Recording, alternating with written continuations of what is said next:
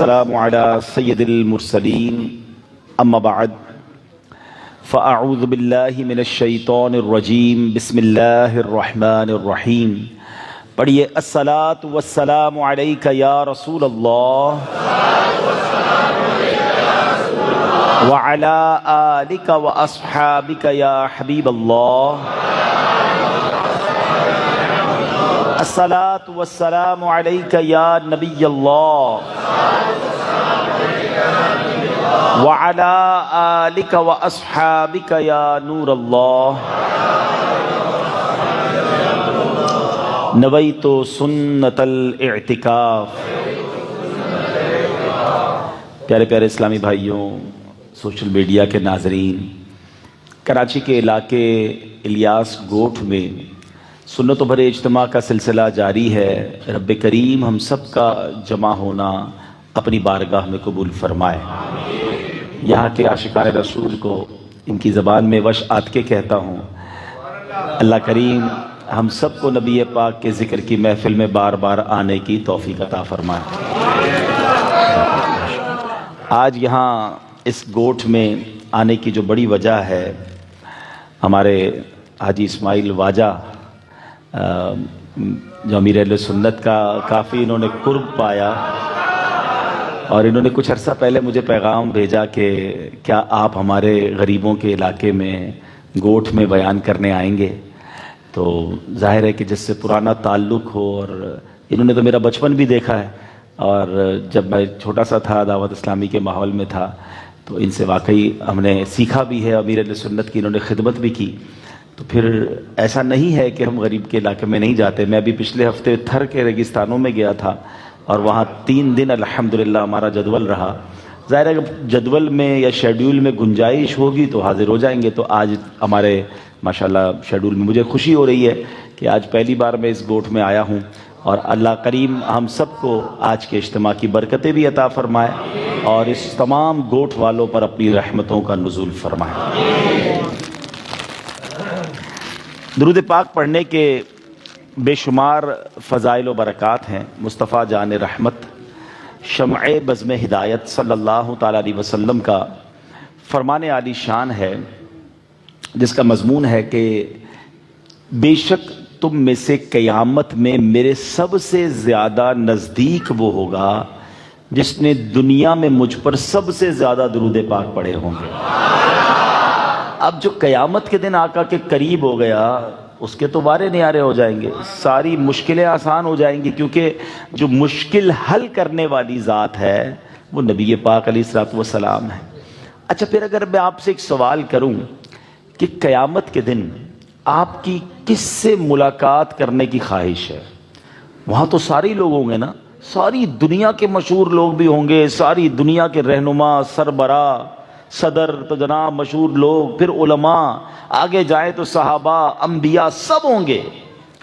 لیکن اگر صرف کسی ایک شخصیت سے آپ کو ملاقات کا موقع ملے، یا آپ سے پوچھا جائے کہ وہ کون ایک ہے جس سے آپ ملنا چاہیں گے، یقیناً ہر مسلمان کہے گا کہ میں اپنے آقا سے ملاقات کرنا چاہوں گا. اچھا، اب اربوں لوگ ایک شخصیت سے ملاقات کرنا چاہیں تو ممکن نہیں ہے. کیسے مل سکتے ہیں اتنے سارے لوگ؟ تو اب کیا طریقہ ہے، کیا سولیوشن ہے کہ قیامت کے دن میری نبی پاک سے ملاقات ہو جائے؟ اچھا، اور اگر ہاتھ ملانے کا موقع مل جائے تو وارے نیارے ہو جائیں گے نا. نبی پاک کے مبارک جسم سے میں اپنا جسم ٹچ کر لوں، پھر تو کام ہی بن گیا نا. میرے آقا وہ ہے کہ جن کے جسم اقدس سے جو چیز ٹچ ہو جاتی تھی اس کو برکت کتنی ملتی تھی. حضرت انس رضی اللہ تعالیٰ عنہ کے گھر میں ایک رومال یا ایک دسترخوان تھا. جب اس دسترخوان کو انہیں دھونا ہوتا تھا، صاف کرنا، میل چھڑانا ہوتا تھا، تو ہمارے پاس تو واشنگ مشین ہوتی ہے یا ہم پانی میں برتن میں دھوتے ہیں. وہ کیا کرتے تھے، اس دسترخوان یا اس رومال کو آگ میں ڈال دیتے تھے. تھوڑی دیر میں آگ سے کپڑا نکالتے تھے، میل ختم ہو جاتا تھا، کپڑا صاف ستھرا ہو جاتا تھا. کسی صحابی نے پوچھا، حضور یہ کون سا طریقہ ہے کپڑا صاف کرنے کا، یہ کپڑا جلتا کیوں نہیں ہے؟ فرمایا بات یہ ہے کہ ایک بار میرے آقا علیہ الصلوۃ والسلام میرے گھر آئے تھے، اور نبی پاک نے اپنا مبارک ہاتھ اس کپڑے سے ٹچ کیا تھا. جب سے آقا علیہ الصلوۃ والسلام کا ہاتھ لگا ہے اس کپڑے پہ آگ اثر ہی نہیں کرتی ہے۔ اب مجھے بتاؤ، جب کپڑے پر نبی پاک ہاتھ لگائیں آگ اثر نہ کرے، امتی کو ہاتھ لگا دیں جہنم کی آگ کیسے اثر کرے گی؟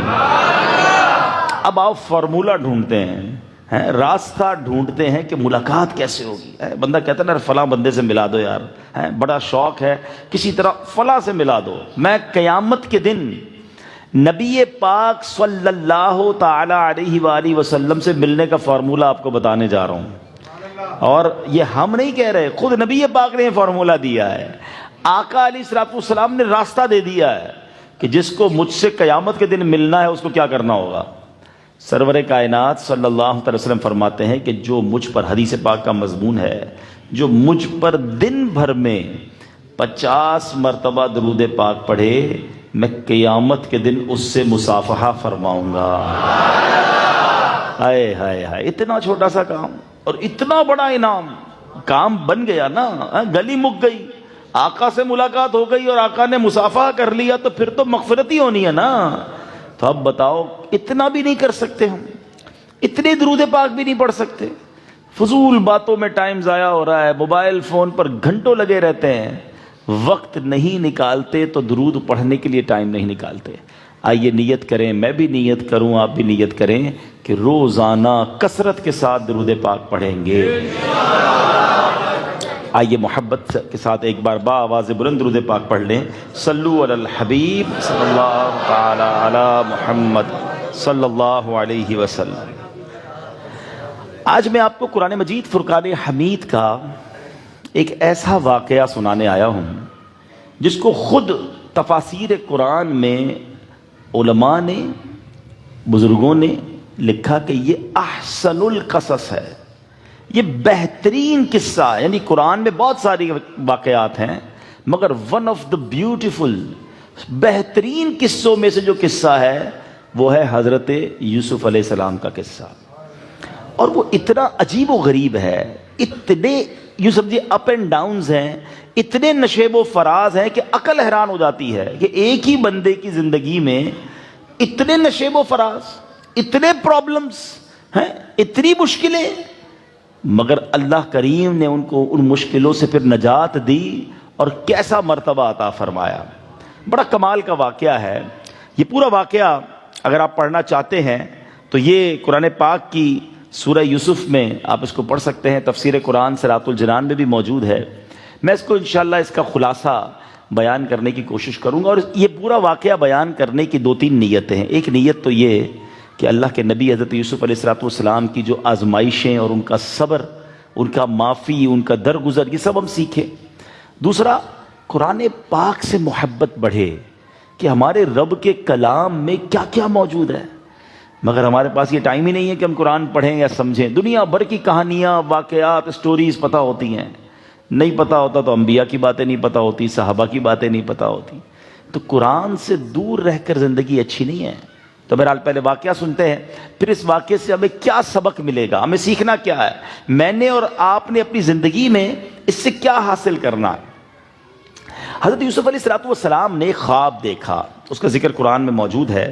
چنانچہ قرآن فرماتا ہے اذ قال یوسف لأبیہ یا ابت انی رأیت 11 کوکبا رأیت 11 کوکبا والشمس والقمر رأیتهم لی ساجدین۔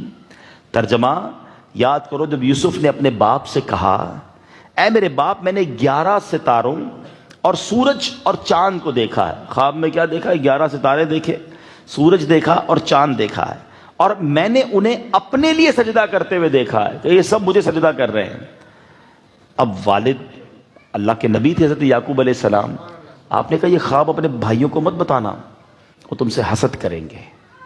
اچھا، اب تھوڑی تفصیل سمجھ لیں کہ حضرت یوسف علیہ الصلوۃ والسلام جو تھے، انہوں نے خواب دیکھا تھا جمعے کی رات، اور یہ رات شب قدر کی رات تھی، اور حضرت یعقوب علیہ الصلوۃ والسلام تھے، ان کے 12 بیٹے تھے، حضرت یوسف کے علاوہ 11 ان کے بھائی تھے۔ یہودا، اس کے نام کیا تھے؟ یہودا، روبیل، شمعون، لاوی، زبولون، یسجر، دان، نفتائی، جاد، آشر، یوسف اور بنیامین۔ حضرت یوسف کے جو سگے بھائی تھے وہ بنیامین تھے یا بنیامین کہتے ہیں، باقی جو بھائی تھے وہ دوسری ماں سے تھے، بھائی تو تھے مگر وہ دوسری ماں سے تھے، یعنی جس کو ہم ہمارے لفظوں میں سوتیلے بھائی کہتے ہیں۔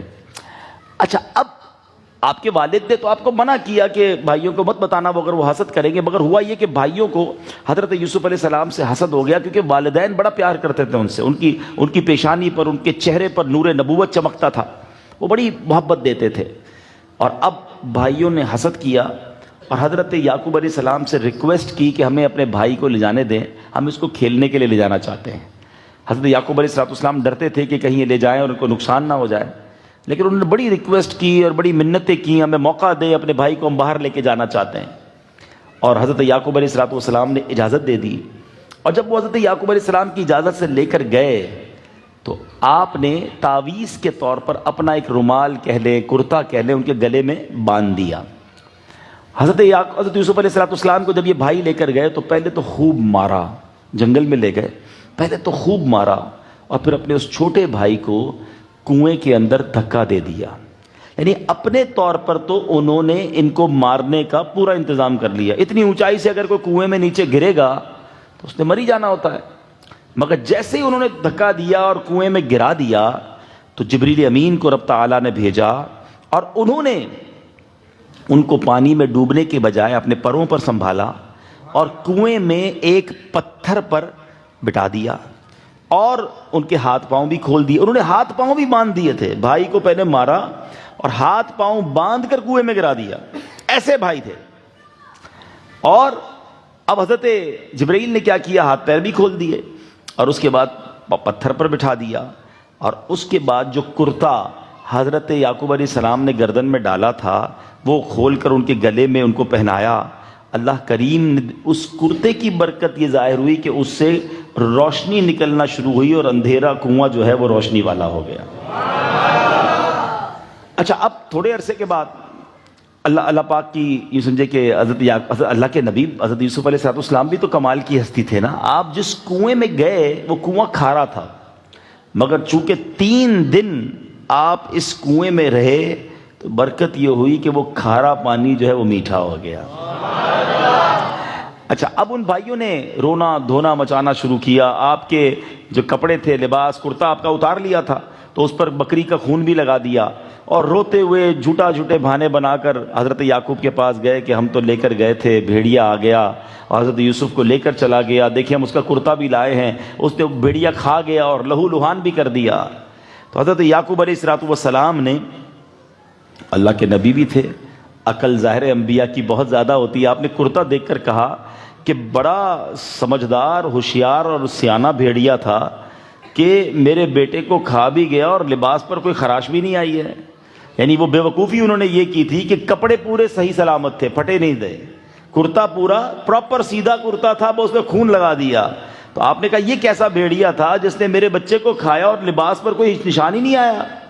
بہرحال پھر آپ نے فرمایا کہ میں درد بھری آواز میں کہا کہ فصبر جمیل واللہ المستعان علی ما تصفون، یعنی وہ اب صبر کا انہوں نے اپنے لیے فرمایا کہ میں اب صبر ہی کروں گا اور اللہ اب مدد فرمانے والوں میں سے۔ بہرحال اب 3 دن کے بعد ایک قافلہ وہاں سے گزرا، انہوں نے پانی کے لیے ڈول ڈالا، حضرت یوسف علیہ السلام تو نیچے بیٹھے ہوئے تھے، آپ اس ڈول سے لٹک گئے۔ جیسی اس ڈول کو اس قافلے والوں نے اوپر نکالا تو آپ بڑے حسین و جمیل تھے، بہت اللہ پاک نے آپ کو حسن عطا فرمایا تھا۔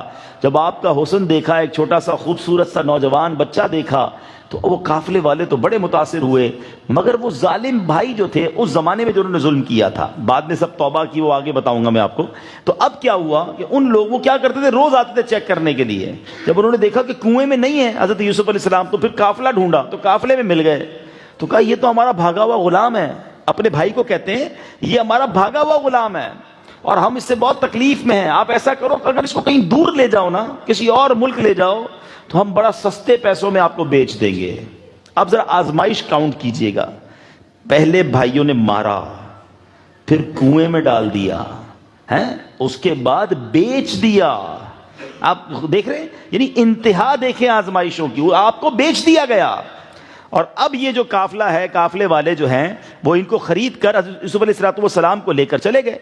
اب یہ مصر کے بازار میں پہنچتے ہیں اور مالک بن زعران اس کو مصر لے کر گیا، اور اس نے باقاعدہ حضرت یوسف علیہ السلام کی مصر کے بازار میں بولی لگائی ہے، آپ کی بولی لگائی گئی، اور اب باقاعدہ خریدا گیا آپ کو۔ کتنی امپریسمنٹ، کتنی تکلیف ہوئی ہوگی کہ ایک اچھا خاصا گھر میں رہنے والا نوجوان بچہ جو ہے اس کو مصر کے بازار میں بیچا جا رہا ہے، اس کی بولی لگ رہی ہے۔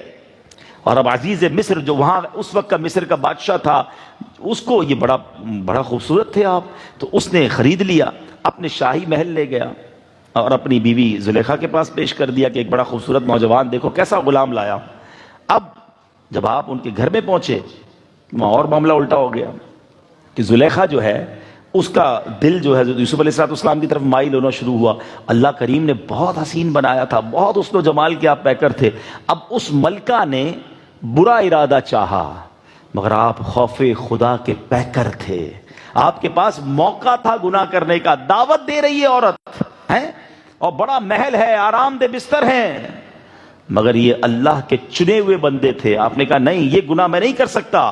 اب آپ جب باہر بھاگے تو ملکہ زلیخا نے پیچھے سے آپ کو پکڑا اور اس سے آپ کا کرتا پھٹ گیا۔ اسی دوران عزیز مصر جو تھا، جو اس کا شوہر تھا، وہ گھر میں آ گیا اور اس نے منظر دیکھا کہ یہ کیا ہو رہا ہے۔ تو اب زلیخا نے جو ہے وہ الٹی بات شروع کر دی، حضرت یوسف علیہ السلام پر تہمت لگا دی کہ انہوں نے میرے ساتھ برا کام کرنے کی کوشش کی ہے اور یہ میرے اوپر زبردستی کر رہے تھے۔ یعنی ایک کے بعد ایک آزمائش۔ آپ پوائنٹ میں جس پوائنٹ کی طرف آپ کو لانا چاہ رہا ہوں، اللہ کے نبی ہیں، چنے ہوئے بندوں میں سے ہیں، متقی پرہیزگار ہیں، خوف خدا کے پیکر ہیں، اور آزمائشیں ہیں کہ رک نہیں رہی ہیں، مگر زبان پر صبر ہے، اللہ کی رضا پر راضی ہیں۔ اب ایک تو گناہ نہ کرے بندہ ہے، گناہ کر کے پکڑا جاتا ہے تو بھی بندہ روتا ہے یار پکڑا گیا، ادھر تو کچھ کیا نہیں اور الٹا تہمت لگ رہی ہے۔ اب جب ان پکڑا گیا تو اب کون سچا ہے کیسے پتا چلے؟ حضرت یوسف علیہ السلام کہہ رہے کہ یہ مجھ پر برا ارادے سے پیچھے آئی تھی، اور وہ کہتی کہ انہوں نے معاذ اللہ مجھ پر گندا ہاتھ رکھا۔ اب گواہی کون دے؟ اس کمرے میں ایک 4 مہینے کا بچہ لیٹا ہوا تھا۔ حضرت یوسف علیہ السلام پر اللہ کا کرم دیکھیں کہ اس 4 ماہ کے بچے نے بولنا شروع کر دیا۔ حضرت یوسف علیہ السلام کی بے گناہی کی جو گواہی ہے نا، وہ 4 ماہ کا بچہ دے رہا ہے کہ ایسا کرو، اگر حضرت یوسف علیہ السلام کا کرتا پیچھے سے پھٹا ہے تو زلیخا قصوروار ہے کیونکہ آپ باہر دوڑ رہے تھے، اور کرتا آگے سے پھٹا ہے تو اس کا مطلب حضرت یوسف علیہ السلام جو ہیں وہ خطاوار ہیں۔ گویا فارمولہ بتایا اس نے۔ تو ایسا ہی ہوا کہ حضرت یوسف علیہ السلام کا تو کرتا پیچھے سے پھٹا ہوا تھا، تو عزیز مصر نے زلیخا کو جو ہے وہ خطاوار ٹھہرا دیا۔ حضرت یوسف علیہ السلام سے کہا کہ آپ اب رنج و ملال مت کریں، مگر زلیخا نے حضرت یوسف علیہ السلام کے بارے میں ایسا پلان کیا کہ آپ قصوروار نہیں بھی تھے پھر بھی آپ کو جیل میں ڈال دیا گیا۔ اب ایک روایت کے مطابق آپ کئی سال جو ہے آپ جیل میں رہے، اور لیکن آپ جب جیل میں جاتے ہیں نا تو پتہ کیا کہتے ہیں؟ کہتے ہیں یا اللہ میرے نزدیک وہ برے کام سے یہ جیل بڑی اچھی ہے، میں اس جیل میں خوش ہوں، جس بلا کی طرف، جس حرام کام کی طرف مجھے زلیخا بلا رہی تھی اس کے بجائے میں اس قید میں رہنے کے لیے تیار ہوں، مجھے محبوب ہے یہ قید خانہ۔ اللہ والے جانتے تھے نا کہ برے کام پر جائیں گے تو پھر جہنم والا قید خانہ تیار ہو جائے گا۔ آپ ذرا سوچئے، ایک اور آزمائش گنتے جائیں تو ایک اور پرابلم کہ اب آپ کو جیل میں ڈال دیا گیا۔ اب کسی کو جیل میں کسی الزام میں ڈالے تو بدنام بھی ہو جاتا ہے نا کہ یہ کام کیا ہوگا جب ہی جیل میں ڈالا ہے، حالانکہ آپ بے قصور تھے۔ اور آپ کو اللہ اکبر، آپ کو جو جیل میں ڈالا گیا، ایک روایت کے مطابق 7 برس یا 12 برس آپ جیل میں رہے بغیر کسی قصور کے۔ ٹھیک ہے، اب یہاں میں تھوڑا سا واقعہ کو روکتا ہوں، اور کیا خوبصورت درس مل رہا ہے پارسائی کا، اکیلے میں بھی اللہ کا خوف دل میں رکھنے کا، حرام کام کا موقع بھی مل جائے پھر بھی اپنے آپ کو روکنا، یہ ہے اللہ والوں کا طریقہ۔ اور یہ جو بدکاری ہے، بے حیائی ہے، جو زنا ہے، یہ کتنا برا عمل ہے، اور اگر کوئی اپنے آپ کو اس سے بچا لیتا ہے تو یہ کتنی بڑی سعادت ہے۔ اللہ کے حبیب علیہ الصلوۃ والسلام فرماتے ہیں، جو مجھے، حدیث کا مضمون ہے، مجھے 2 چیزوں کی گارنٹی دے دے، میں اسے جنت کی گارنٹی دیتا ہوں۔ 2 چیزوں کی ضمانت دے دے، میں اسے جنت کی ضمانت دیتا ہوں۔ اور وہ 2 چیزیں کیا ہیں؟ فرمایا جبڑوں کے درمیان والی اور ٹانگوں کے درمیان والی، یعنی زبان اور شرمگاہ۔ جو اپنی زبان اچھے کاموں میں استعمال کرے، زبان سے گناہ نہ کرے، اپنی شرمگاہ کی حفاظت کرے، حرام کام نہ کرے، اللہ کے حبیب فرماتے ہیں یہ 2 چیزوں کی ضمانت تم دے دو، میں تمہیں جنت کی ضمانت دیتا ہوں۔ اس سے ایک اور بات سیکھنے کو ملی کہ ان دونوں کو کنٹرول کرنا ہے مشکل، آسان نہیں ہے، جنت ایسے تھوڑی ہے۔ ہاں، لیکن زبان کے گناہ سے بچو اور حرام کاریوں سے بچو۔ اور یہ حرام کاری جو ہے نا، غلط کام، یہ پہلے سے نہیں ہوتا، پہلے آنکھ بہکتی ہے، پھر دل بہکتا ہے، پھر شرمگاہ بہکتی ہے۔ یہ سارا دن گندے مناظر دیکھنا، موبائل فون پر لگے رہنا، یہ آنکھ حرام دیکھتی ہے، پھر انسان کا دل بہکتا ہے، اور پھر بدکاری کی طرف جا۔ اپنے اوپر اتنا بھروسہ مت رکھا کرو کہ نہیں یار مجھے کچھ نہیں ہوتا، میں تو جناب صرف دوستی لگائی ہے، میری تو صرف فون پہ بات چیت ہے۔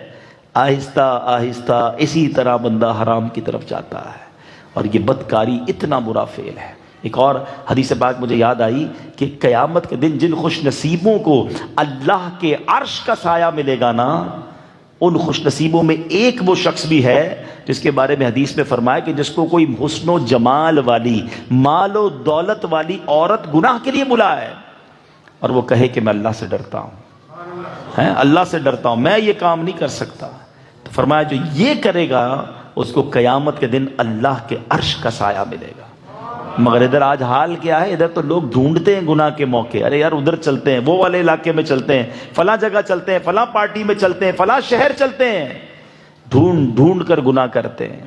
نہیں میرے میٹھے اسلامی بھائیوں، مزہ اس میں ہے کہ گناہ کرنے کا موقع ملے اور بندہ کہے نہیں میں اللہ کا بندہ ہوں، شیطان کا بندہ نہیں۔ اور یہ جو اپنے آپ کو روکنا ہے نا، یہ اللہ کو بڑا پسند ہے، یہ جنت کی طرف قدم ہے۔ اللہ ایسا جذبہ ہم سب کو نصیب فرمائے۔ اسی طرح عورتوں کے لیے کتنی پیاری حدیث ہے۔ ہو سکتا ہے چونکہ سوشل میڈیا پہ لائیو جا رہا ہے اور بڑی تعداد میں امید ہے کہ عاشقان رسول دیکھ رہے ہوں گے، خواتین کے لیے حدیث سنو۔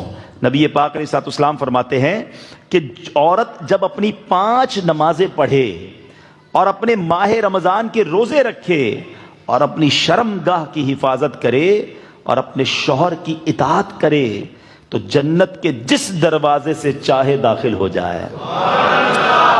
میرے نزدیک عورتوں کے لیے راستہ بہت آسان کر دیا گیا۔ اگر دوبارہ میری بہنیں سن لیں، نوٹ کر لیں کہ اپنی 5 نمازیں پڑھے، ماہ رمضان کے روزے رکھے، اپنی شرمگاہ کی حفاظت کرے، اپنے شوہر کی اطاعت کرے، یہ 4 کام عورت کر لے، جنت میں کیسے جائے گی؟ آقا فرماتے جس دروازے سے چاہے جنت میں داخل ہو جائے۔ اللہ کرے کہ ہماری مائیں بہنیں یہ بھی پردے کی توفیق اپنائیں، حیا کی چادر پہنیں، اور جس کو کہتے ہیں نا بے پردگی اور بد نگاہی اور ان تمام معاملات سے اپنے آپ کو بچائیں۔ تو بہرحال اب کیا ہوا؟ حضرت یوسف علیہ الصلوۃ والسلام کہاں پہنچ گئے؟ جیل میں۔ سفر کہاں سے شروع ہوا؟ کنویں سے۔ پہلے مارتے ہیں، پھر کنویں میں ڈالا، پھر بیچ دیا، پھر بازار میں سودا ہوا، غلام بنے، اور اب تہمت لگا کر جیل میں ڈال دیا گیا۔ اللہ اکبر! یہ ہے اللہ والوں کے امتحانات۔ مگر اب دیکھو، کہتے ہیں نا ہر اندھیرے کے بعد صبح آتی ہے، ہر رات کے بعد صبح آتی ہے، ہر تکلیف کے بعد راحت آتی ہے۔ اب اللہ کا کرنا ایسا ہوا کہ جب آپ جیل میں گئے تو بادشاہ کے 2 بڑے قریب کے لوگ تھے، مگر وہ کسی وجہ سے وہ بھی جیل میں آ گئے، ان کو کوئی الزام لگا، وہ بھی جیل میں آ گئے۔ اچھا، ان 2 لوگوں نے خواب دیکھا، حضرت یوسف علیہ السلام کو خواب بتایا، آپ نے اس کی تعبیر بتا دی، وہ بڑے متاثر ہوئے کہ آپ کو خواب کی تعبیر کا بڑا زبردست علم آتا تھا۔ کچھ عرصے بعد وہ دونوں رہا ہو گئے، بادشاہ کے پاس پہنچے۔ اب بادشاہ نے ایک خواب دیکھا، اور بڑا عجیب و غریب خواب دیکھا، اور وہ خواب کیا تھا کہ بادشاہ نے یہ دیکھا کہ 7 دبلی گائیں ہیں اور 7 موٹی گایوں کو کھا رہی ہیں، اور 7 ہری بالیاں ہیں، 7 سوکھی بالیاں ہیں، کھیت میں جو بالیاں ہوتی ہیں نا، اب بادشاہ نے بڑے بڑے علماء کو اور بڑے بڑے اس زمانے کے ایکسپرٹ لوگوں کو بلایا، سب نے تعبیر بتائی، بادشاہ کا اطمینان نہیں ہوتا تھا، کہتا نہیں یہ نہیں ہے، یہ تعبیر نہیں لگتی ہے، یہ تعبیر نہیں لگتی، سب کا ریجیکٹ ہونے لگا۔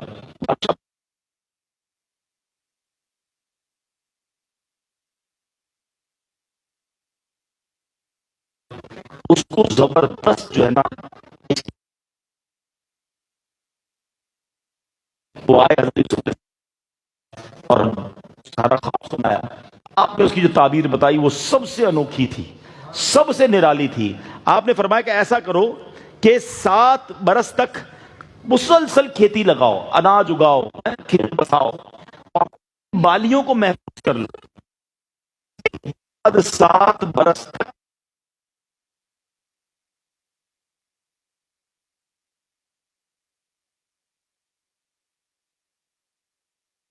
اس کے بعد پھر ہریالی کا سال آئے گا، یعنی 7 سال اناج اگاؤ، اس کو جمع کر لو، 7 سال تک خود قحط سالی آنی ہے، پھر یہ اناج بکے گا اور لوگوں کو وہی کھانا پڑے گا۔ بادشاہ نے کہا یہی لگتا ہے، ایسا کرو اس کو جیل سے لے آؤ۔ اب آپ کو جیل سے رہائی کا حکم مل گیا کہ آپ آ جائے، بادشاہ سلامت نے بلایا ہے۔ حضرت یوسف علیہ السلام کمال کا مطالبہ رکھا، آپ کہتے ہیں ایسے نہیں آؤں گا، پہلے مجھ پر جو تہمت لگائی گئی ہے، میں نے گناہ کیا نہیں تھا، مجھ پر تہمت لگائی گئی، پہلے میری پاک دامنی کا اعلان کیا جائے، پہلے لوگوں کو بتایا جائے کہ میرا قصور نہیں تھا۔ اللہ اکبر، بادشاہ نے تحقیقات کروائی، دوبارہ تحقیقات کروائی۔ اب زلیخا نے اقرار کر لیا کہ میں نے خود ہی یہ کام کرنے کی کوشش کی تھی، خطا میری تھی۔ حضرت یوسف علیہ السلام سچے ہیں، یہ پاک دامن ہیں۔ اس کے بعد حضرت یوسف علیہ السلام کو بادشاہ نے رہا بھی کیا، اعلان بھی کیا، اور فرمایا آج کے بعد آپ ہمارے وزیر ہیں، آپ ہمارے معتمد ساتھی ہیں۔ اپنے ساتھ ہی بادشاہ سلامت نے جو ہے حضرت یوسف علیہ السلام کو بٹھا لیا۔ حضرت یوسف نے ایک آفر کی کہ یہ جو 7 سال اناج اگانا ہے، اس کو اسٹور کرنا ہے، یہ سارا نظام مجھے دے دیجئے، میں اس کو اچھے انداز سے چلاؤں گا۔ سبحان اللہ، بادشاہ سلامت نے اعتماد کیا۔ اب حضرت یوسف علیہ السلام نے پورے ملک کا گویا کنٹرول سنبھالا۔ اب مصر میں ہر طرف کھیتی باڑی ہو رہی ہے اور خوب اناج اگایا جا رہا ہے، اور اس اناج کو کنٹرول کیا جا رہا ہے۔ اور ایسا ہی ہوا کہ اب جب جیسے یہ 7 سال پورے ہوئے تو اس کے بعد اناج پورا سٹور بھرے ہوئے تھے۔ اچھا، یہ خواب تو بادشاہ مصر نے دیکھا تھا، حضرت یوسف نے اس کو امپلیمنٹ کیا تھا، باقی دنیا والوں کو تو نہیں پتا تھا۔ قحط پوری دنیا میں آیا، صرف اناج کدھر تھا؟ مصر میں اناج تھا۔ اب ساری دنیا کے لوگ جو ہیں ان کو مصر جانا پڑا اناج لینے کے لیے۔ اب جناب اناج بیچا جا رہا ہے، اس کے پیسے آ رہے ہیں، اس کی اماؤنٹ بھی بہت زبردست آ رہی ہے۔ اور ایک وقت ایسا آیا کہ حضرت یوسف علیہ السلام کے پاس، یعنی لوگوں کے پاس پہلے باری میں جو اناج لینے آئے نا، پہلے سال انہوں نے اپنے پیسے دیے، پیسے ختم ہو گئے۔ اگلی بار جانور دیے، جانور لے کر آپ نے ان کو اناج دیا۔ پھر لوگوں نے اپنے مکان گروی رکھوائے، مکان دے دیے، اس کے بدلے اناج لیا۔ ایک وقت آیا لوگوں کے پاس کچھ نہیں بچا، سب حضرت یوسف یعنی مصر کی حکومت کو مل چکا تھا۔ اب لوگوں نے اپنے آپ کو بیچ دیا کہ ہمیں غلام بنا لو، اناج کے بغیر تو نہیں جی سکتے نا۔ تو پتا چلا کہ پورا مصر جو ہے وہ حضرت یوسف علیہ السلام کے ہاتھوں بکا، اور پورا مصر حضرت یوسف کا غلام بن گیا۔ یعنی ایک وقت اسی بازار میں حضرت یوسف علیہ السلام کو غلام بنایا گیا تھا، آپ کا سودا کیا گیا تھا۔ اللہ نے یہ مقام دیا کہ ایک وقت ایسا آیا کہ پورا مصر آپ کا غلام بنا، اور آپ نے اس کے بدلے انہیں اناج دیا اور پورے مصر کو پھر آزاد بھی فرما دیا۔ یعنی کہتے ہیں نا کہ حضرت یوسف علیہ السلام کی آزاد کردہ ہے سارے یہ غلام، کیونکہ یہ حضرت یوسف علیہ السلام نے گویا ان کو خریدا۔ اب کیا ہوا؟ اسی دوران بادشاہ نے گویا ٹوٹل کنٹرول جو ہے وہ آپ کو دے دیا، آپ کے ہاتھ میں خزانوں کا بھی انتظام تھا، آپ اس حساب سے نظام چلاتے رہے۔ اب آپ کے جو بھائی تھے جو دور رہتے تھے کنعان میں، وہ ان کو بھی آنا پڑا، جس کو بھی اناج چاہیے تھا وہ مصر ہی آتا تھا، تو وہ ڈھونڈتے ڈھونڈتے پہنچے۔ اچھا، یہاں حضرت یوسف علیہ السلام بادشاہ بنے ہوئے تھے، ان کے تو وہم و گمان میں نہیں تھا نا، انہوں نے تو اپنے بھائی کو بیچ دیا تھا کسی جناب قافلے کے ہاتھ میں۔ وہ تو باقاعدہ مصر آئے تھے کہ بادشاہ سلامت سے عرض کریں گے اور اناج لے کر جائیں گے۔ تو اب کیا ہوا؟ حضرت یوسف علیہ السلام کے سامنے جب ان کا بھائی آیا تو آپ نے تو فوراً پہچان لیا، مگر وہ نہیں پہچان سکا، ٹھیک ہے نا، اس کے تو کبھی امیجنیشن میں نہیں ہوگا کہ بادشاہ میرا بھائی بادشاہ بن گیا ہوگا. اس کو تو بہت مارا ہم نے, بہت تکلیفیں دی ہیں.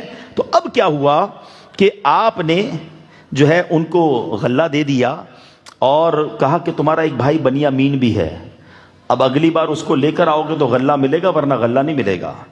اور انہوں نے کہا کہ ہم اپنے والد کو رضامند کرنے کی کوشش کریں گے. اور انہوں نے کیا کیا تھا یوسف علیہ السلام نے کہ جتنے پیسے انہوں نے دیے تھے نا اناج کے, اپنے غلاموں سے کہا کہ اتنے پیسے ان کے اناج میں واپس ڈال دو. یہ گھر گئے, اناج کی بوریاں کھولی تو حیران ہو گئے کہ جتنے پیسے ہم نے دیے تھے وہ پیسے بھی واپس ہیں اور اناج بھی مل گیا ہے. لیکن اگلی بار کی شرط کیا ہے کہ بنیامین کو لے کر, وہ سگا بھائی تھا حضرت یوسف علیہ السلام کا. لیکن حضرت یعقوب کیسے مانتے کہ بابا جان مصر کے بادشاہ نے کہا ہے کہ اگلی بار اناج جب ملے گا جب تم اپنے بھائی کو لاؤ گے ورنہ غلہ نہیں ملے گا.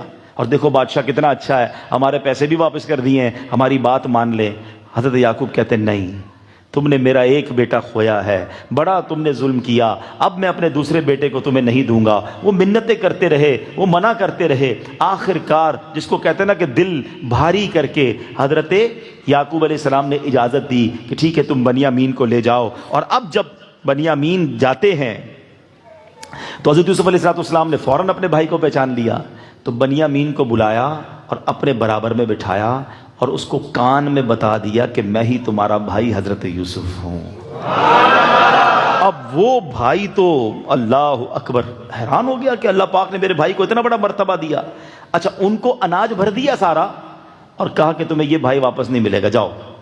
اب وہ کہیں کہ ہم اپنے والد کو کیا منہ دکھائیں گے, پہلے ایک بھائی کو ہم کھو چکے ہیں, اس کی وجہ سے والد صاحب نے رو رو کے اپنی طبیعت خراب کی ہوئی ہے, اور اب بنیامین بھی واپس نہیں جائے گا تو میرے والد صاحب کا بہت برا حال ہو جائے گا. بڑی ریکویسٹ کی کہ حضرت ایسا نہ کریں, ہمیں جو ہے کسی طرح ہمارا بھائی واپس دے دیں. مگر حضرت یوسف علیہ السلام نے کہا نہیں, تم جاؤ اور جا کر اپنے والد کو سارا ماجرا جو ہے وہ بتا دو. اب حضرت یعقوب علیہ السلام کے پاس جب جا کر انہوں نے بتایا کہ بادشاہ جو ہے وہ جو ہے بنیامین کو واپس نہیں کر رہا ہے, تو حضرت یعقوب علیہ السلام نے کہا تم نے پھر میرے ساتھ وہی زیادتی کی ہے, میرے ایک بیٹے کے ساتھ کیا تھا, میرے دوسرے بیٹے کے ساتھ بھی تم نے ایسا کیا, اور اب آپ روتے رہے, اتنا روئے کہ آپ کی آنکھیں سفید ہو گئیں, آنکھوں کی بینائی جو ہے وہ گویا چلی گئی, اور آپ بہت تکلیف میں تھے. دونوں بیٹوں کا غم, اور حضرت یوسف کا تو آپ بڑا ذکر کرتے تھے. بہرحال اب دوبارہ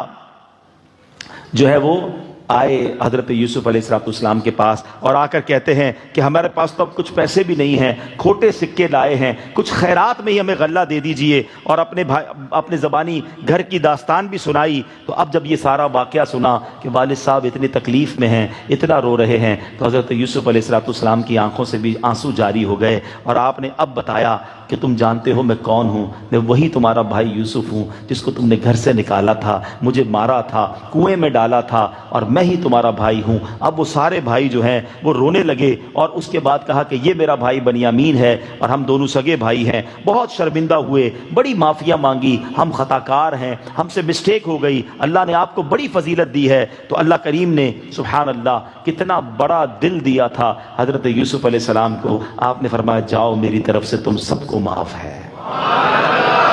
اب یہاں ایک بات سیکھنی ہے, ان بھائیوں نے آپ پر کتنی زیادتی کی تھی, یعنی ان کے نزدیک تو سب برباد کر دیا نا, اور اللہ نے آج کنٹرول دیا تھا, آج موقع دیا تھا. آپ نے آرڈر دینا تھا ان سب کو لٹکا دیا جاتا, ان سب کو مار دیا جاتا. ایک کنٹرول بدلہ لینے کا کتنا شاندار موقع تھا. مگر یہ ہے اللہ والے کہ وہ سارے قصور معاف کیے. فرمایا جاؤ میں نے تم سب کو معاف کیا, اب جاؤ میرے والد صاحب کو لے کر آؤ, انہیں یہ خوشخبری سناؤ. تو آپ کا ایک بھائی تھا یہودا, وہ کہتا ہے کہ میں حضرت یوسف علیہ السلام نے اپنا کرتا دیا کہ جاؤ میرے والد کو یہ کرتا دے دو اور ان کی آنکھوں پر ڈال دینا. اللہ اکبر, کہتا ہے میں ہی وہ شخص ہوں کہ جب کنویں میں آپ کو ڈالا تھا تو بکرے کا خون لگا کر میں کرتا لے کر گیا تھا, اب یہ خوشخبری والا کرتا بھی میں لے کر جاؤں گا. یہ دوڑتا ہوا گیا, اللہ اکبر, اور جیسے ہی جا کر والد کی آنکھوں پر کرتا ڈالا, والد کی آنکھوں کی بینائی واپس آ گئی. اچھا مزے کی بات یہ کہ آپ یہاں سے کرتا لے کر نکلا نا, تو حضرت یعقوب علیہ السلام وہاں سے کیا کہتے ہیں, انی لاجد ریح یوسف لولا ان تفندون.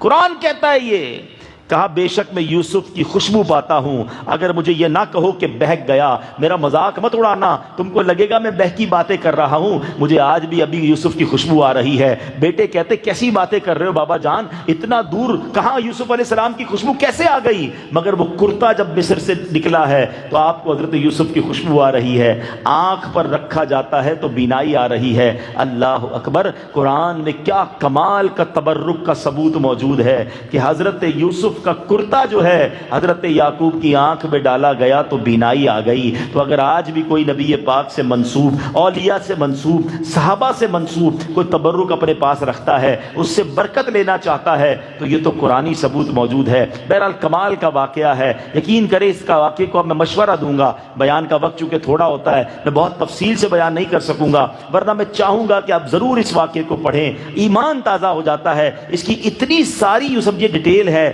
جو زلیخا نے کس طرح حضرت یوسف کا حسن دیکھ کر اور اس کی سہیلیوں نے اپنے ہاتھ کاٹے، وہ ایک الگ واقعہ ہے۔ اور اس پر جو سیدی اعلیٰ حضرت نے شعر لکھا کہ ٹھیک ہے زلیخا اور اس کی دوستوں نے حضرت یوسف کا چہرہ دیکھ کر، حسن دیکھ کر اپنے ہاتھ کاٹے، مگر میرے آقا کی شان وہ ہے کہ آپ کے نام پر مردان عرب سر کٹاتے ہیں۔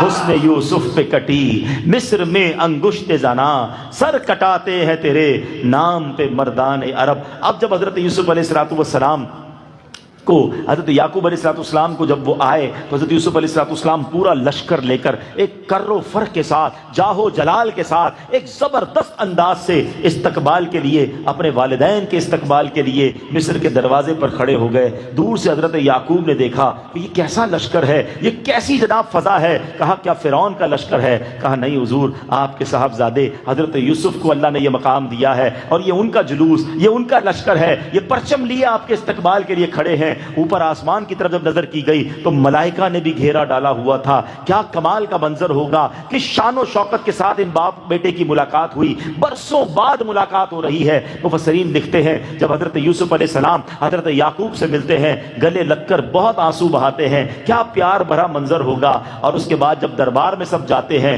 تو ان 11 بھائیوں نے آپ کو گویا سجدہ کیا، اور اس زمانے میں سجدہ تعظیمی کی اجازت تھی، تو یہ وہ جو سجدہ آپ نے خواب دیکھا تھا، یہ اس کی تعبیر جو ہے وہ آپ نے اس کے بعد دیکھی کہ ان سب نے آپ کو جو ہے وہ سجدہ کیا۔ تو پیارے اسلامی بھائیوں، یہ واقعہ جو ہے اس سے اتنی باتیں سیکھنے کو ملتی ہیں کہ گناہ کا موقع ملے تو گناہ کرنا نہیں ہے، آزمائش آئے تو صبر کرنا ہے، اللہ کی رضا پر راضی رہنا ہے، کیونکہ رب جو ہے صبر کرنے والوں کے ساتھ ہے۔ قرآن کہتا ہے نا ان اللہ مع الصابرین، اللہ صبر کرنے والوں کے ساتھ ہے۔ پرابلم یہی ہے، تھوڑی سی مشکل آتی ہے، ہم واویلا، ہم جناب جس کو کہتے ہیں کہ شور مچانا شروع کر دیتے ہیں، ایسے مسئلہ حل نہیں ہوگا۔ وہ پنجابی شاعر کہتے ہیں نا صبر کریں تو موتی ملسن، صبر کرے تو موتی ملسن، چپ رہے تو موتی ملسن، صبر کریں تو ہیرے پاگلا واگو رولا پاوے، نہ موتی نہ ہیرے۔ چپ رہو گے تو موتی ملیں گے نا، صبر کرو گے تو ہیرے ملیں گے، لیکن اگر نہ چپ رہنا ہے نہ صبر کرنا ہے تو پھر کچھ ہاتھ نہیں آنا ہے، ثواب بھی نہیں ملنا ہے۔ اس سے بڑی کیا داستان ہم سن پائیں گے کہ ایک شخصیت کے ساتھ کتنا ظلم ہوا، کتنی تکلیف ہوئی، آپ نے ہمت نہیں ہاری، گناہ سے بچتے رہے، صبر کرتے رہے۔ اللہ نے مقام کیسا دیا کہ ایک وقت مصر میں آپ بکتے ہیں، بعد میں پورا مصر خرید لیتے ہیں۔ کیسی بادشاہت دی اللہ نے، ساری دنیا کی مال و دولت آپ کے ہاتھ میں آ گئی، اللہ نے اتنا مال بھی دیا، عزت بھی کیسی دی، اور پھر بھائی بھی مل گئے، والدین بھی مل گئے۔ اور جو سب سے خوبصورت بات اس واقعے کی ہے کہ جن لوگوں نے تنگ کیا تھا آپ نے سب کو معاف کر دیا۔ یہ آج کا پیغام لے کے جاؤ میرے گوٹھ والوں۔ ہاں ہم لوگوں میں دشمنیاں بڑی ہوتی ہیں، نہیں میں نہیں چھوڑوں گا، میں کیسے معاف کر دوں، اس نے جناب یہ کہا تھا، اس نے یہ کہا، خاندانی دشمنیاں چلتی ہیں، جان کے پیاسے بن جاتے ہیں۔ کیا مسلمان سے دشمنی کرے گا؟ ارے اسلام تو دشمنیاں مٹانے آیا تھا۔ نبی پاک کے دور سے اگر آپ شروع کریں کہ پیارے آقا علیہ الصلوۃ والسلام نے جان کے پیاسوں کو معاف کیا، فتح مکہ کے موقع پر سب کو معاف کر دیا، مگر آج ہم ہیں کہ نہ کوئی بیٹا باپ کو معاف کرنے کے لیے تیار ہے، شوہر بیوی کی لڑائی الگ چل رہی ہے، ساس بہو کی الگ چل رہی ہے، پڑوسیوں میں الگ لڑائی ہے، خاندان والوں میں الگ لڑائی ہے۔ عجب کہانی ہے، دلوں میں بغض ہے، نفرتیں ہیں۔ خدا را یہ نہ کرو، معاف کرو، اللہ تمہاری عزتوں کو بلند کر دے گا۔ معاف کرنے والا رب کو بڑا پسند ہے۔ حدیث پاک میں آتا ہے جس کا مضمون ہے کہ جو شخص یہ چاہتا ہے کہ اللہ اس کا حساب آسانی سے لے اور اس کو جنت میں گھر عطا فرمائے۔ یہ دو انعام ہیں، تین باتیں ہیں، فرمایا ان تین باتوں پر عمل کر لے۔ وہ تین باتیں بعد میں بتاتا ہوں، انعام پہلے بتا دیا ہے۔ سچ بتاؤ اس سے بڑا کوئی انعام ہو سکتا ہے؟ اللہ آسانی سے حساب لے لے اور جنت میں گھر عطا فرما دے، کام تو پورا ہو گیا نا، مسئلہ ہی حل ہو گیا۔ جو بھی تین باتیں مان لیں گے، ہونا یہ چاہیے کہ عبدالحبیب بھائی اب تین باتیں بے شک بعد میں بتاؤ، اگر انعام میں جنت میں گھر مل رہا ہے اور اللہ راضی ہو رہا ہے تو ہمیں وہ تین باتیں منظور ہیں جو بھی ہیں۔ اب وہ تین کیا ہے سنو۔ فرمایا جو تم پہ محروم کرے، جو تمہیں محروم کرے تم اسے عطا کرو، جو تم سے کاٹے تم اس سے جوڑو، اور جو تم پر ظلم کرے تم اسے معاف کر دو۔ ہے مشکل نو ڈاؤٹ، لیکن انعام کتنا بڑا ہے، کتنا بڑا انعام ہے۔ میں آپ کو مثال کے طور پہ کہتا ہوں، یار اگر آپ کی کسی سے ناراضگی ہے اس کو معاف کر دو، آپ کو 10 لاکھ روپے دیتا ہوں۔ آپ کہیں گے کوئی مسئلہ نہیں، ایک بار آئندہ بھی ناراض کرے گا پھر بھی معاف کر دوں گا، پیسے دکھاؤ کدھر ہیں۔ میں تو آپ کو جنت کے گھر کی بات کر رہا ہوں، اور اس نبی کی بات کر رہا ہوں کہ جو مالک جنت ہے اللہ کی عطا سے، اللہ تعالیٰ نے ان کو یہ اختیار دیا ہے نا، تو پھر کیوں دشمنیاں رکھی ہیں یار؟ معاف کرو، چھوڑ دو۔ کیوں؟ اچھا مجھے نہیں بلایا دعوت پہ، میں بھی نہیں بلاؤں گا، ہم تو بدلہ لیتے ہیں نا، محروم کیا اس نے، ہم بھی محروم کرے اسے عطا کرو، جو توڑے تم جوڑو، یہ اصل کمال ہے۔ مجھے کسی نے تحفہ دیا، میں نے بھی تحفہ دیا، کیا کمال کیا؟ کمال یہ ہے کہ اس نے مجھے اگنور کیا، مجھ سے دور ہوا، مجھ سے قطع تعلق کیا، اور میں آگے بڑھ کے اس سے جوڑنے کی کوشش کر رہا ہوں۔ ہماری میمنی میں ایک بڑا پیارا جملہ کہا جاتا ہے، جو نمیوں وہ اللہ کے گمیوں، جو جھک جاتا ہے وہ اللہ کو پسند آ جاتا ہے۔ ہاں اچھا، اب یہ میں بیان کر رہا ہوں نا، تو ہو سکتا ہے کسی کے ذہن شیطان بھی تو اپنا کام کر رہا ہوگا نا، ہم اپنا کام کر رہے ہیں وہ اپنا کر رہا ہوگا، یار مولانا صاحب بات تو صحیح کر رہے ہیں مگر میرا قصور تھوڑی ہے، قصور تو اس کا ہے نا، معافی تو اس کو مانگنی چاہیے نا۔ ٹھیک ہے میں دوستی کے لیے تیار ہوں مگر وہی تو نہیں مانگتا معافی۔ او بھائی قصور ہوگا تو ہی تو آپ کو کہا جا رہا ہے معاف کر دو، قصور نہیں تھا تو پھر کون کہے گا معاف کر دو؟ آپ آگے بڑھ کے خود معافی مانگے، کوئی بات نہیں۔ ہاں کوئی چھوٹا نہیں ہو جاتا، کوئی جھکنے سے کمزور نہیں ہو جاتا ہے، آپ آگے بڑھیں، آپ دوستی کریں۔ ہاں آپ اجتماع کے بعد فون کر لیں، چلے جائیں کسی کے گھر پر، اگر دوستی ختم کی ہے، ناراضگی رکھی ہے، رشتہ داریاں کاٹی ہوئی ہیں، دشمنیاں کی بھی ہیں، اللہ کی رضا کے لیے ایک جملہ پتہ ہے اللہ کی بارگاہ میں عرض کر دینا کہ یا اللہ میں تیرا بندہ ہو کر تیرے بندے کو آج معاف کر رہا ہوں، اے اللہ تو مجھے معاف کر دے۔ یقین کرو وہ کریم بڑا کریم ہے، وہ ہمیں معاف کر۔ اگر آپ معاف نہیں کر رہے، آپ بدلہ لینے کا پلان کر کے بیٹھے ہیں، تو اس بات کے لیے تیار رہیے کہ کل آپ کو بھی اگر معاف نہ کیا رب نے تو ہم کدھر جائیں گے۔ اور یہ حدیث پاک ہے، حدیث پاک ہے جس کا مضمون ہے جو معاف نہیں کرتا اسے معاف نہیں کیا جائے گا، اور جو رحم نہیں کرتا اس پر رحم نہیں کیا جائے گا۔ اب آپ کی مرضی ہے، نہ کرے رحم نہ کرے معاف، پھر تیار رہیے کہ اگر قیامت کے دن رب نے پکڑ لیا نا، ایک ایک غلطی کی سزا دینے لگ گیا تو ہم کدھر جائیں گے؟ ہمیں رب سے معافی چاہیے۔ ایک بڑا پیارا جملہ میں نے سنا، شب برات اور شب قدر ہم کیا کہتے ہیں؟ اے اللہ معاف کر دے، اللہم انک عفو کریم تحب العفو، پڑھتے ہیں نا، اللہ تو معافی کو پسند کرتا ہے، معاف کر دے۔ تو بڑا چپتا ہوا سوال کسی نے کیا کہ کیا آپ نے سب کو معاف کر دیا ہے؟ آپ اللہ سے معافی مانگ رہے کہ یا اللہ میرے سارے قصور معاف کر دے، تم نے اللہ کے بندوں کو معاف کیا نہیں کیا؟ ہم کسی کو معاف نہیں کرنے کے لیے تیار ہے، یا اللہ تو میرے گناہ معاف کر دے۔ کتنی عجیب سی بات ہے نا۔ مزہ یہ ہے کہ بندہ پہلے بندوں کو معاف کرے، دل صاف کرے کہ یا اللہ میں تو کمزور ہوں نا، میں نے تیرے بندوں کو معاف کر دیا، جنہوں نے دل دکھایا انہیں بھی معاف کر دیا۔ اللہ تو تو کریم ہے نا، تو تو رحیم ہے، تو سب سے بڑا معاف کرنے والا، اب تو مجھے معاف کر دے۔ یہ بنتی ہے دعا، یہ بنتا ہے کنیکشن۔ ہم بولے نہیں میں تو چھوڑوں گا نہیں، بتاؤں گا میں کون ہوں، میرا خاندان کیسا ہے، میری اوقات میں بتاؤں گا ان کو، یا اللہ مجھے معاف کر دے۔ کیا یہ بنتا ہے؟ خود سوچو کہ یہ کیسی دعا ہے۔ ادھر بدلے ہیں ادھر معافی چاہیے، نہیں ادھر بھی معاف کرو ادھر سے معاف کر دیے جاؤ گے۔ اللہ کرے کہ یہ بات سمجھ میں آ جائے، کیونکہ اگر ادھر سے پکڑ ہو گئی نا، ہم میں سے کوئی نہیں بچ سکے گا، ہم سارے مارے جائیں گے، ہمارے پاس ہے ہی کچھ نہیں، ہم تو معافی کے سہارے جی رہے ہیں، رحمت کی امید لگائے بیٹھے ہیں۔ تو آؤ آج کے اس واقعے سے، اس قرآنی واقعے سے یہ درس لے کر اٹھنا ہے کہ انشاءاللہ میں کسی مسلمان سے دشمنی نہیں رکھوں گا، میں انشاءاللہ سب کو معاف کر دوں گا، بلکہ میں نے سب کو معاف کیا، آج اعلان کر دو نا، میں نے سب کو معاف کیا، یا اللہ تو مجھے معاف کر دے۔ اب قرآن پڑھو، دیکھو ایک واقعہ ہے اور اتنا کمال کا، میں یقین کریں میں نے شاید 30-40 منٹ میں بیان کر دیا، ورنہ اس واقعے پر گھنٹوں بات ہو سکتی ہے، اتنی ڈیٹیل ہے اس کی کہ کس طرح آپ کی زندگی آگے بڑھی۔ تو آپ قرآن پڑھو گے تو آپ کو سیکھنے کو ملے گا، آپ کے بچوں کو سیکھنے کو ملے گا۔ تو دعوت اسلامی عاشقان رسول کی وہ تحریک ہے جو قرآن کی ترویج کرتی ہے، سنتوں کو پھیلاتی ہے۔ اس تحریک سے وابستہ ہوں، اور الحمدللہ بچوں کے لیے مدرسے الگ ہیں، بڑوں کے لیے مسجدوں میں مدرسۃ مدینہ بالغان الگ ہیں، اس میں آیا کریں، تھوڑی دیر دیں قرآن کو، بغیر قرآن کے نہ رہیں۔ اللہ کی بارگاہ میں کیسے جواب دو گے کہ یا اللہ ٹائم ہی نہیں ملا قرآن پڑھنے کا؟ ہے ہم میں سے کوئی 30 سال، کوئی 40 سال، کوئی 50 سال کا بیٹھا ہے، ہمارے بال سفید ہو گئے اور قرآن پڑھنا نہیں آیا۔ تو پلیز یہ نہ کرو، آج نیت کریں کہ انشاءاللہ روزانہ کچھ نہ کچھ قرآن پڑھوں گا انشاءاللہ۔ اردو زبان میں آسان تفسیر قرآن دعوت اسلامی نے لکھ کر دے دی ہے، پھر اس کی آڈیو بھی اب تو آنا شروع ہو گئی، جو نہیں پڑھ سکتے سن لو بھائی تفسیر۔ اگر اب اس کا بھی ٹائم نہ نکالیں تو پھر قصور کس کا ہے؟ اللہ کرے کہ ہم قرآن پاک سے محبت کرنے والے بنے۔ اللہ کریم تربت حضرت یوسف علیہ السلام، حضرت یعقوب علیہ السلام پر کروڑوں رحمتوں کی بارش نازل فرمائے اور ہمیں ان کے فیوز و برکات سے مالا مال فرمائے۔ علماء یہ کہتے ہیں کہ حضرت یوسف علیہ السلام نے چونکہ اپنے بھائیوں کو معاف کر دیا ہے اور وہ پھر حضرت یوسف کے ایک طرح سے صحابی بن گئے، تو کسی بھی حضرت یوسف علیہ السلام کے بھائی کے بارے میں برے الفاظ اب ہم نہیں نکال سکتے، کیونکہ وہ معاف کر دیے گئے۔ تو اس کے بعد ماشاءاللہ وہ شیر و شکر ہو کے رہے، تو ان کے بارے میں کوئی نیگیٹو کمنٹس جو ہیں ہمیں نہیں دینے چاہیے۔ اللہ پاک ہم سب کو قرآن کے نور سے منور فرمائے، آمین بجاہ النبی الامین صلی اللہ تعالی علیہ وسلم۔ صلو علی الحبیب صلی اللہ تعالی علی محمد صلی اللہ تعالی علیہ وسلم۔ پیارے پیارے اسلامی بھائیو، الحمدللہ ہم مسلمان ہیں، اور مسلمان کے لیے سب سے قیمتی سرمایہ اس کا ایمان ہے، اور ایمان کی حفاظت کا ایک سبب علماء جو بیان فرماتے ہیں وہ یہ ہے کہ کسی ولی کامل کے ہاتھوں میں ہاتھ دینا۔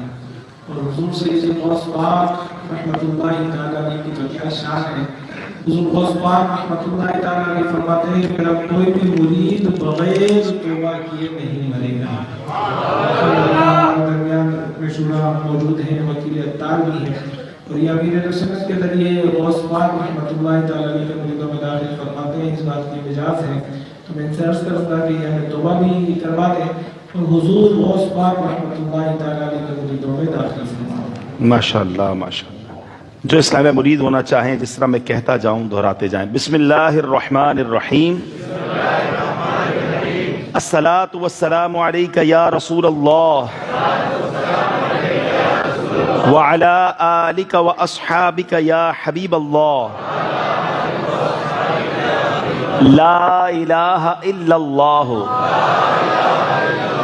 محمد الرسول اللہ صلی اللہ تعالی علیہ وسلم۔ توبہ کرتا ہوں میں اپنے تمام پچھلے گناہوں سے، اور وعدہ کرتا ہوں میں کہ آئندہ شریعت پر چلوں گا، بد مذہبوں اور برے لوگوں کی صحبت سے بچتا رہوں گا، نماز روزے کی پابندی کرتا رہوں گا، والدین کی نافرمانی، جھوٹ، غیبت، چغلی، وعدہ خلافی، گالی گلوچ، فلمیں، ڈرامے، گانے باجے، بے پردگی وغیرہ وغیرہ گناہوں سے بچتا رہوں گا۔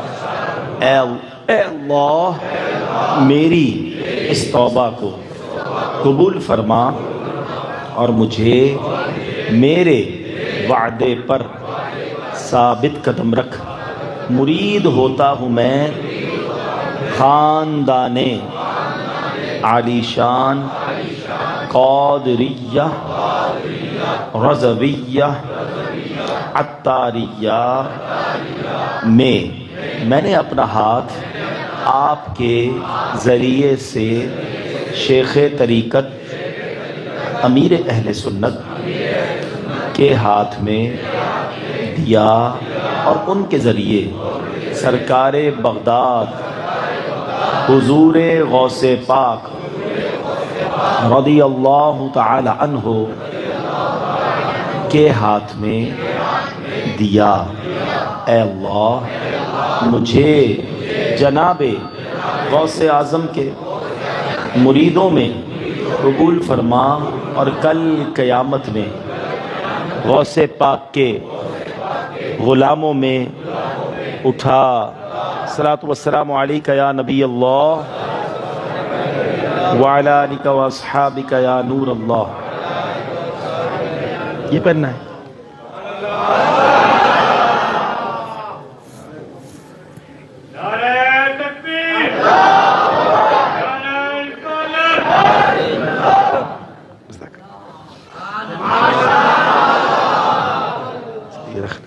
چلیں جزاک اللہ، بہت شکریہ۔ آئیے الحمدللہ رب العالمین والصلاة والسلام علی سید الانبیاء والمرسلین۔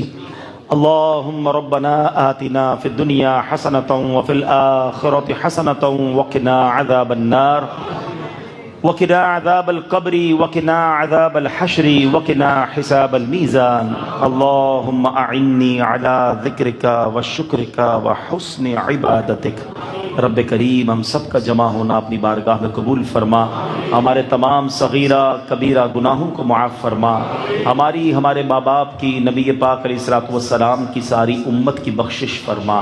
اے اللہ ہمیں نیک بنا دے، پرہیزگار بنا دے، اے اللہ سچا عاشق رسول بنا دے، 5 وقت کا نمازی بنا دے، روزانہ قرآن پڑھنے اور سمجھنے کی توفیق عطا فرما، گناہ سے بچنے والا بنا دے۔ اے کریم صبر کی توفیق عطا فرما، جب بھی آزمائش آئے ہمیں صبر کرنے والوں میں شامل فرما دے۔ ہر طرح کی مصیبت اور پریشانی اور آفتوں سے ہم سب کو محفوظ فرما۔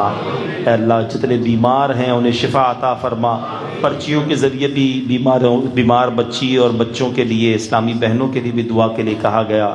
اے کریم شفا دینے والے ہمارے سارے مریضوں کو شفا عطا فرما، بے اولادوں کو نیک اور صالح اولاد دے دے، جو اولاد والے ہیں ان کو اولاد کی خوشیاں دے دے، جن بچوں بچیوں کے رشتے ہو گئے ان کو گھروں میں خوشیاں دے دے، اور جن کے رشتے ہونا باقی ہیں اچھے اور نیک رشتے دے دے۔ اے اللہ ہمیں زوال نعمت سے بچا، عافیتوں کے پھر جانے سے بچا، حاسدوں کے حسد سے بچا، بد نظروں کی بد نظری سے بچا، شیطان کے شر سے بچا، جادو ٹونے آسیب سے بچا، زمینی اور آسمانی بلاؤں سے بچا، زلزلوں طوفانوں اور وائرسوں سے بچا۔ اے اللہ کورونا وائرس، ڈینگی وائرس اور ہر طرح کے وائرس کا خاتمہ فرما دے۔ اس گوٹھ میں رہنے والے مسلمانوں پر خاص فضل و کرم فرما۔ اے اللہ یہاں کے بچے کو نمازی بنا دے، سنتوں کا پابند بنا دے۔ اے کریم ہم سب کے روزی روزگار اور رزق حلال میں برکتیں اور وسعتیں نصیب فرما۔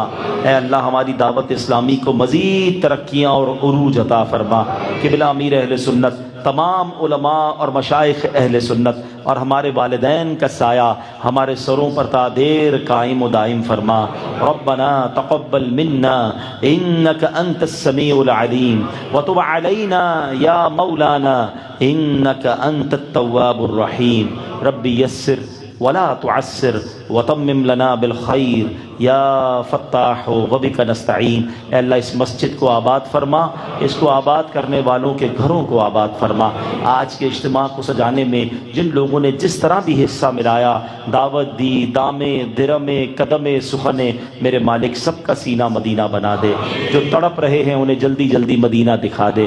آمین یا رب العالمین۔ ببرکۃ ان اللہ وملائکتہ یصلون علی النبی یا ایہا الذین آمنوا صلوا علیہ وسلموا تسلیما۔ صلی اللہ علی النبی الامی وآلہ صلی اللہ علیہ وسلم۔ صلاۃ و سلاما علیک یا سیدی یا رسول اللہ۔ جب دم واپسی ہو یا اللہ، سامنے ہو روضہ رسول اللہ، اور لب پہ ہو لا الہ الا اللہ محمد۔ ایک آپ سے گزارش کروں گا کہ مجھے ابھی فیضان مدینہ پہنچنا ہے، میری وہاں ریکارڈنگ ہے، تو مجھے راستہ دے دیجیے گا۔ زندگی رہی تو پھر ہماری ملاقات ہوگی، بلکہ میں اللہ سے دعا کرتا ہوں کہ یا اللہ ہم سب کو مکہ مدینے میں ملنا نصیب فرما۔